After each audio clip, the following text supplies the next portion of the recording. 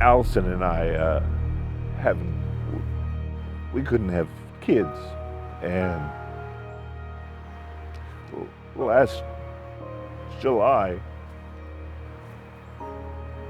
we got a text message in the middle of the night.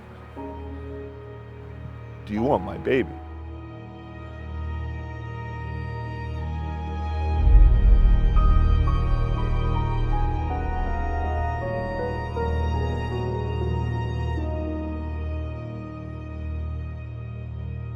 Never been a point in my life that church wasn't part of my life. My mom grew up in church. My dad came to know the Lord as a young kid. So when they got together and had kids, like we were just part of church. And I think my story in a lot of ways was I wasn't in love with the Lord. And then in 2003, one of my best friends died in a tragic accident, and for the first time in my life, my faith was mine. And any time death touches your life,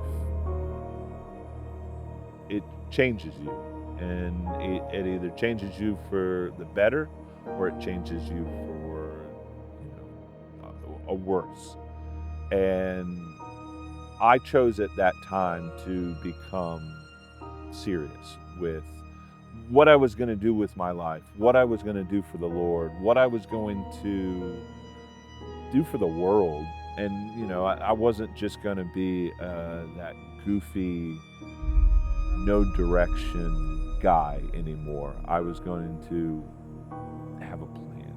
And I knew, I didn't know what it was. And honestly, it wasn't until I was 29 that I really discovered who I was. And I feel like I wandered for so long. The Lord was always part of my life, but it was aimless. I got into, when I was 29, I started woodworking. I made a table for my wife. She wanted a table. We didn't have a whole lot of money to buy custom furniture, and so I bought wood from Lowe's, and I had some tools that I borrowed. And at the time, we were living in a townhome, and I made it in our back patio, and that sparked something in just creating. And then over the years, I moved into this workshop, and the number of pieces that I've been able to make, but the amount of unbelievable conversations that I've been able to make and have in this little workshop, and the people that the Lord has given and put in my life through this little workshop. Married for 15 years, and we had kind of just resigned that we just weren't going to have kids. It just wasn't part of our story. And we were okay with that. Maybe, there were seasons where we weren't okay with it, but, it was okay.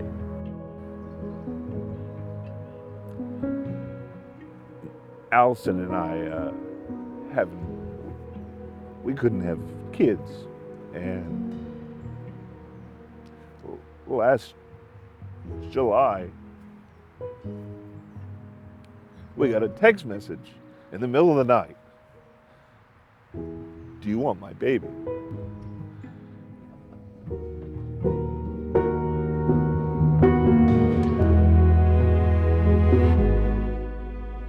Didn't know what to say, because no one says, hey, do you want my baby? And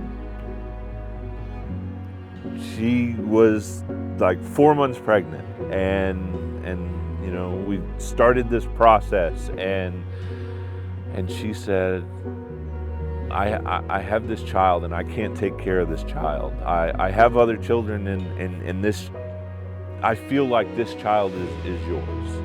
And so in December, our daughter was born, and we took her home from the hospital, and she's 4.5 months old. And the love that we have, and the amount of trust in the Lord and knowing that His timing is perfect, no matter if it's perfect for us in the time. It's probably not, because it's uncomfortable, but through that, and trusting that the Lord would not even do something, but just, okay, Lord, this is our story, and now we have this beautiful baby girl that we never thought that we would have. And was that by living a certain life, or I don't know. All you can do is honor the Lord in the life that you live, and love the people around you, and smile when someone says hello, and just be content in the story that you have.